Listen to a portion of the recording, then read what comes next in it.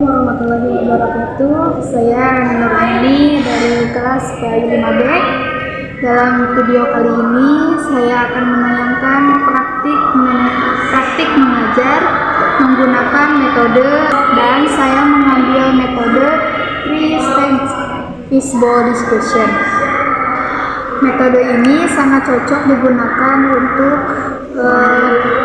MTS, SMA maupun perguruan tinggi. Dalam praktik ini, saya dan juga teman-teman kuliah saya sebagai siswa kelas 8 akan membahas tentang akhlak tercela, yaitu ria, dengan metode three-stage fishbowl discussion.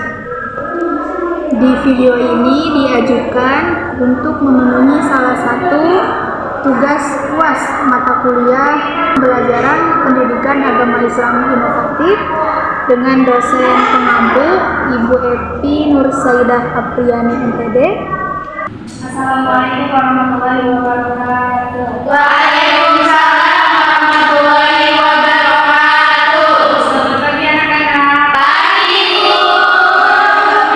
Alhamdulillah luar biasa Allah. Sebelum kita memulai pembelajaran, mari kita ingat kembali judul apa yang Ibu berikan minggu lalu. Baik, akhlak tercela tentang ria. Anak-anak, hari ini kita akan belajar akhlak tercela yang sangat menarik dan bermanfaat untuk kehidupan kita. Pada pembelajaran hari ini, kita akan mempelajari dengan tujuan pembelajaran yang pertama, yaitu harus tahu pengertian ria, yang kedua macam-macam ria, yang ketiga dalil tentang ria, yang keempat akibat buruk sikap ria, dan kelima cara menghindari sikap ria. Untuk mempelajari materi akhlak tercela tentang ria hari ini, kita akan menggunakan metode three-stage fishbowl discussion, yaitu diskusi 3 tahap. Baik, sekarang kita mulai pembelajaran dengan bacaan Bismillahirrahmanirrahim dan berdoa terlebih dahulu. Bismillahirrahmanirrahim. Rabbi zidna ilma warzuqna fahma bi rahmatika ya arhamar rahimin. Amin. Sebelum itu, Ibu mau absen dulu. Yang pertama, Adil Bu, Kana, Dina, Ika, Fadilah, Adil Bu, Rahma, Nabila, Adil. Apakah Adil tidak hadir?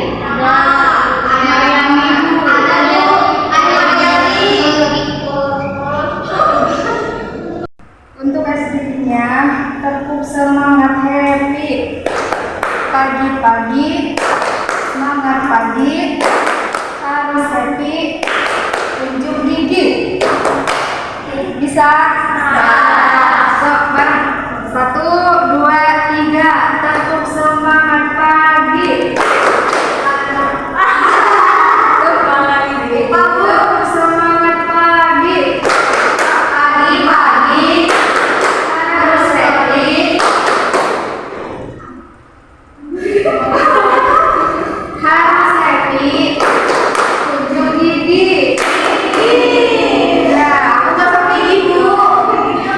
Dan kita lanjutkan saja kepada materi. Di sini ada pengertian pria. Pria menurut bahasa artinya memperlihatkan atau memamerkan. Yang kedua, selainnya itu memperlihatkan, memamerkan amal kebaikan kita kepada orang lain.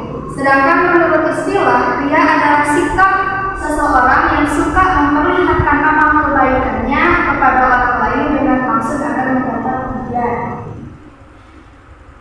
Ada sifat yang hampir Sungah menurut bahasa artinya memperkenalkan, sedangkan menurut istilah sungah yakni sikap seseorang yang suka menceritakan amal kebaikan kita kepada orang lain dan dengan maksud ingin dipuji. Kemudian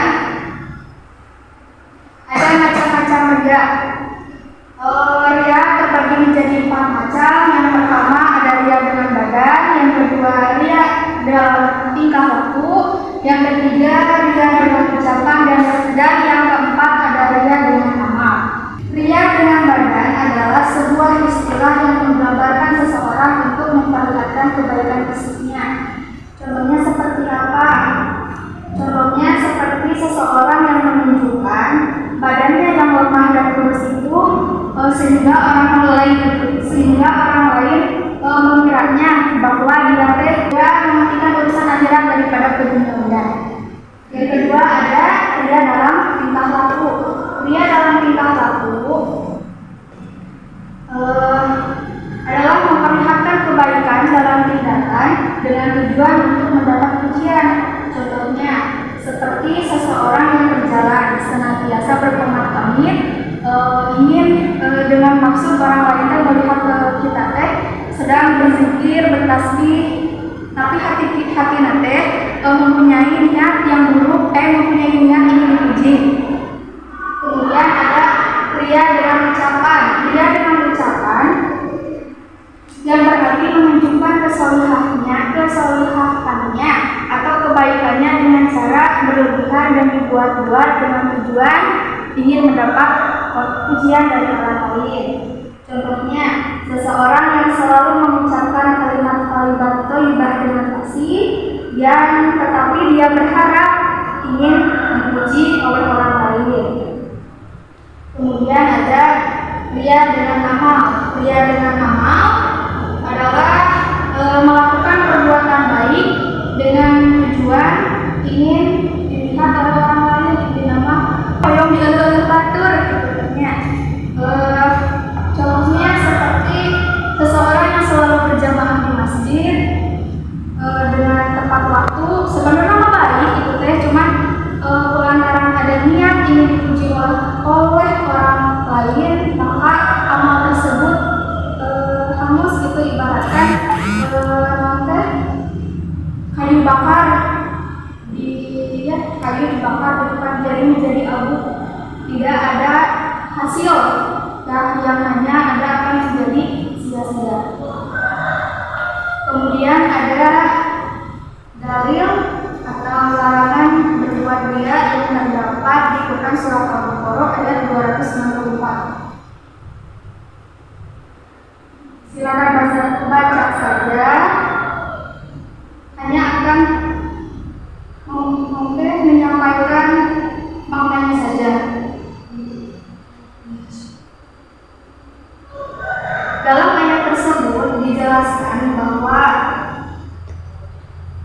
menyakiti hati orang yang menerima, misalnya menyebut atau menyakiti hati orang yang menerima ketika bersedekah, perbuatan yang baik atau perbuatan yang dilarang oleh Allah itu sangat berbahaya, karena perbuatan tersebut akan merusak semua pahala kita.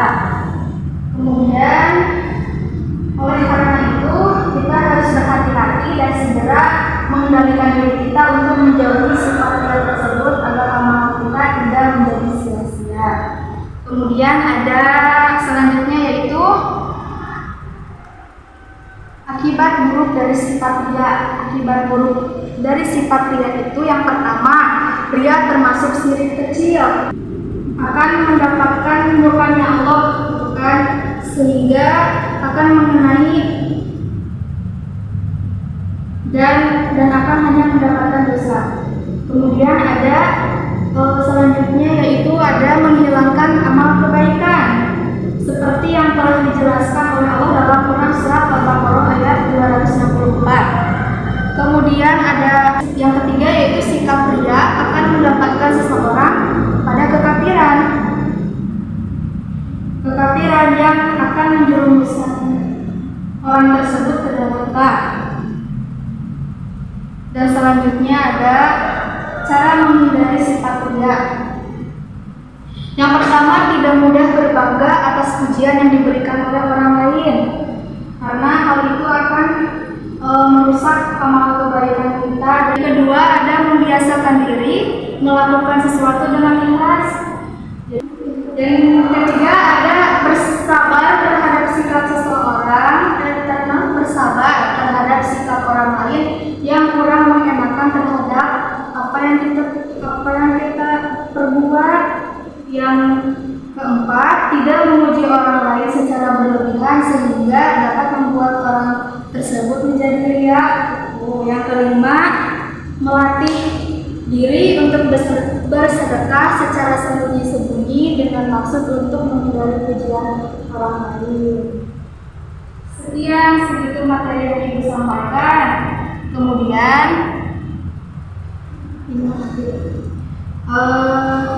langsung saja kepada metode pembelajaran di sini, yaitu 3-stage fishbowl discussion, di mana metode ini kalian akan berdiskusi secara berkelompok dibagi 3 kelompok. Kemudian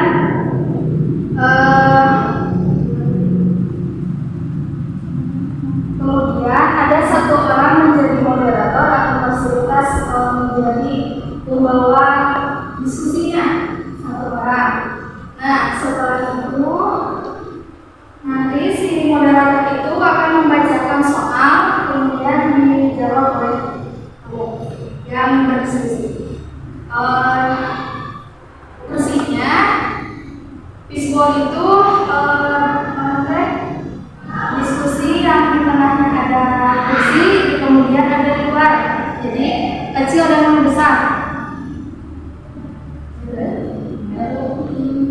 Bisa berdiri terlebih dahulu. Ini buat 2 orang. Ini ya. Terus ini.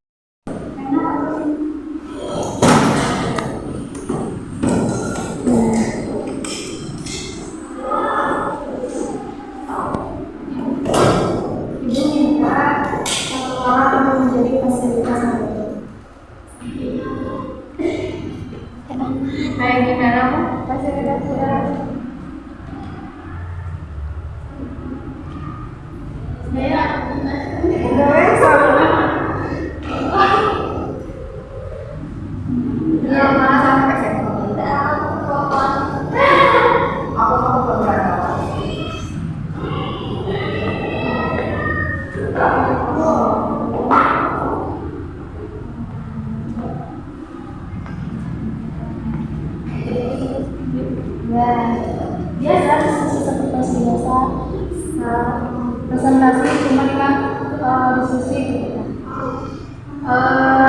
Ibu langsung saja, kelompok 1 boleh duduk di sini, kelompok 2 dan 3 enggak, ini cuma jadi fasilitas jadi moderator. Aku sama siapa? Ibu sendiri. Aku juga sendiri. Dua pasti ya, dua. Aku sama Ayah ini kayak kita lengkap. Ini kapan? Iya.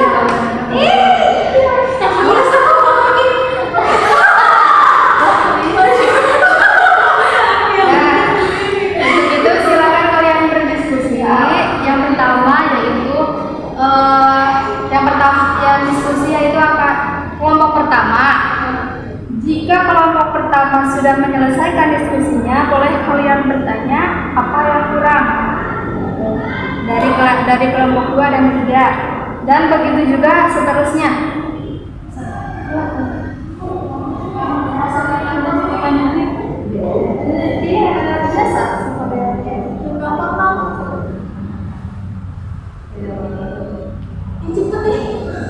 Ini soalnya nih.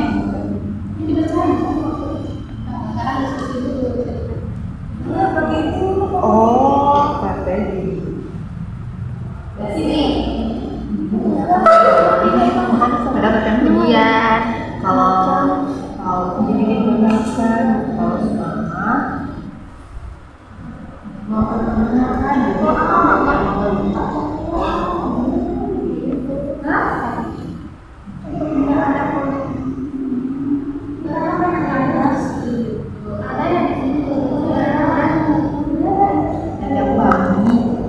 diskusi sama teman kamu. Udah Bu, nah sama biasa seperti biasa. Nanti ke kelas Gimana? Iya, Ibu, aku sariawan ibu. Bu nanti. Iya bu. Emang dibacain Kak? Tujuan pembelajarannya dibacain. Assalamualaikum warahmatullahi wabarakatuh. Waalaikumsalam warahmatullahi wabarakatuh. Kami dari kelompok 1 akan mempresentasikan Perbedaan antara ria dan sukma. ya perbedaan antara ria dan sukma. Akan dijelaskan oleh Teh Ani Rahmat dan Teh Ani Mariani. Oh iya ya kan? Baik, saya Mariani. Saya akan membacakan tentang perbedaan antara ria dan sukma. Ria dan sukma itu terletak pada bagaimana cara seseorang ingin mendapatkan pujian teman-teman. Jadi yang pertama kalau dia itu memperlihatkan bagaimana dia ingin dipuji, bagaimana orang lain bisa memuji dengan cara diperlihatkan. Contohnya aku punya kerudung baru, nah aku pengen kalian memujinya. Kalau sukma Di sum'a sama seperti ini. Kalau sum'a terletak pada cara seseorang ingin mendapat pujian. Aduh, memperdengarkan. Kalau menurut istilah, sum'ah itu sikap seseorang yang suka menceritakan amal kebaikan yang pernah dilakukannya kepada orang lain agar mendapat pujian. Selanjutnya ada pertanyaan untuk kelompok 1. Coba kalian jelaskan perbedaan antara ria dan sum'ah. Mengapa keduanya sama-sama berbahaya bagi keimanan seseorang? Kalau ria mah ingin dipuji ibu ingin dipuji. Ria mah ingin dipujinya itu dengan cara kita memperlihatkan apa yang kita punya. Contoh, aku punya kerudung baru nih ibu, aku liatin ke teman-teman itu aku pengen dipuji sama teman-teman kalau kerudung aku itu bagus.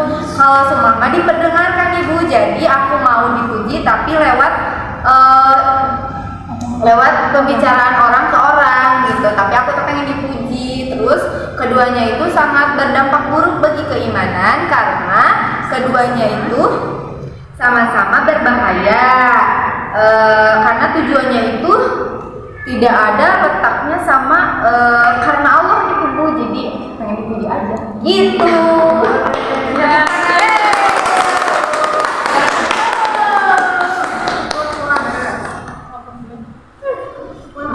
Nah, selanjutnya Enggak, pindah tempat. Oh, kita ke situ. Oh, di tengah-tengah. Enggak.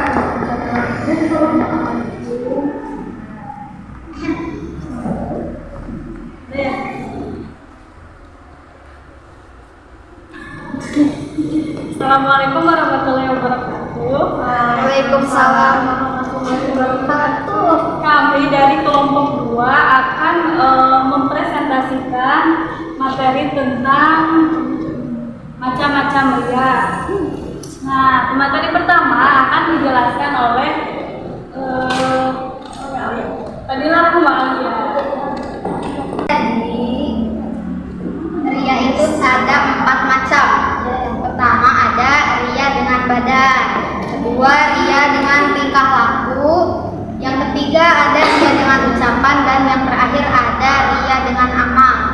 Nah kemudian apa sih contoh-contoh ria di dalam kehidupan sehari-hari itu? Nah akan dijelaskan oleh Tahan. Nah, selanjutnya materi yang kedua akan dijelaskan oleh saudari Hanu. Oh, contoh ria dengan badan, dia adalah dengan menunjukkan badannya yang kecil dan lemah agar orang lain mengira bahwa dia lebih mementingkan urusan akhirat daripada dunia. Kalau yang contoh ria dengan dalam tingkah laku, jadi dia ini memutar-mutar tasbih dan orang tersebut sudah mendekatkan diri kepada Allah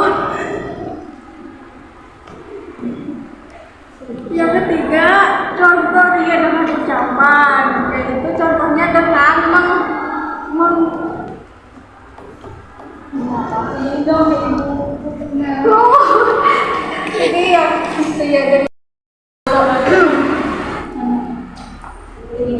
dan mengeraskan atau mengucapkan kalimat thayyibah dengan fasih dengan tujuan dengan orang lain. Sedangkan yang terakhir, contoh ria dengan amal yaitu selalu tepat waktu datang ke masjid dan berharap ingin dipuji. Nah, selanjutnya ada pertanyaan buat kelompok 2. Coba kalian sebutkan beberapa macam dan contoh ria, dan apa pendapat kalian dari contoh tersebut yang paling sering terjadi di masyarakat saat ini. Jelaskan alasannya. Tadi kita ya disebutin. Pendapat saya yang sering terjadi itu ria dengan amal. Karena banyak orang yang melakukan ibadah dengan tujuan agar dilihat dan dipuji oleh orang lain. Terus sholat, terus juga ada sholat berjamaah di masjid.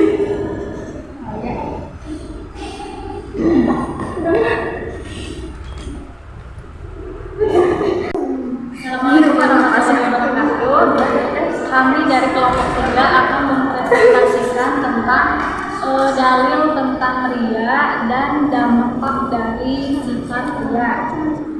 Oke, pemateri pertama akan dijelaskan oleh Saudari Aidila. Dari Al-Quran tentang ria yaitu ada dalam surah Al-Baqarah ayat 264 menjelaskan bahwa menyinggung tentang larangan menghilangkan pahala sedekah dengan menyebutkannya dengan dan menyakiti perasaan penerima. ibu ke WC. Terus ada dampak negatif yang pertama baru masuk syirik, kedua melakukan amal kebaikan, tiga bersikap dia akan mendekatkan seseorang pada Selanjutnya ada pertanyaan untuk kelompok 3.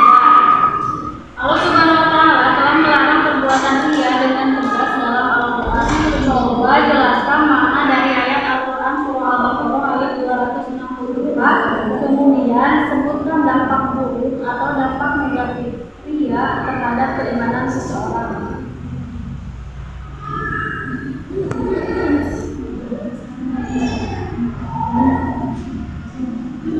makna ayat ini menjelaskan bahwa menyinggung tentang larangan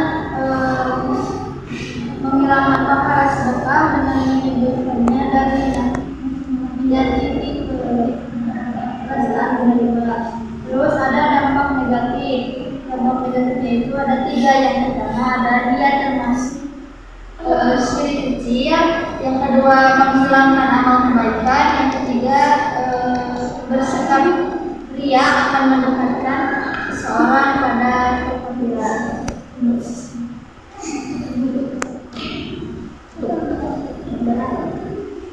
Sekian presentasi dari kelompok 1, 2, dan 3. Semoga bermanfaat bagi kita semua. Assalamualaikum warahmatullahi wabarakatuh.